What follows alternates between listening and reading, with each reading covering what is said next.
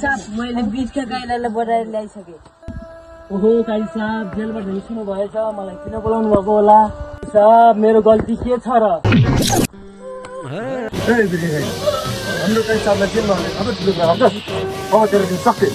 अबको दिन भनेको हाम्रो काजी साहबको।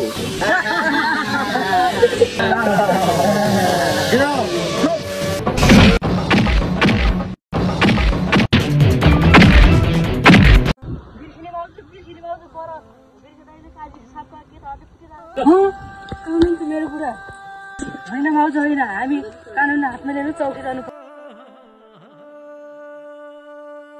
साहब नमस्कार। भन्नुहोस् के समस्या लिएर आउनुभयो? के सहयोग गर्छु तपाईँको लागि?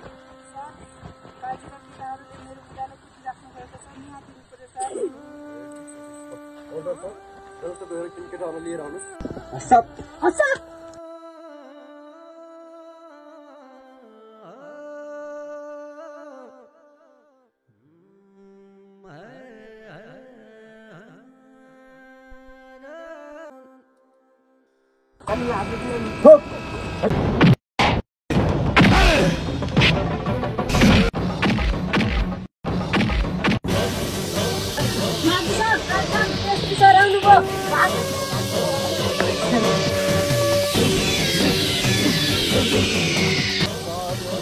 भागेर कहाँ जान्थ्यो होला र?